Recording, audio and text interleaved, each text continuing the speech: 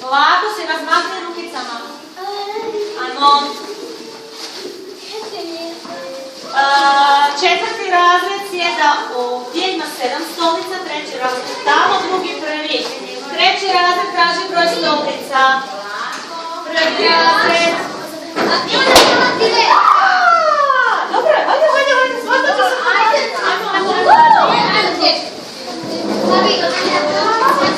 Papi, vi ste ovdje, da? Tako je.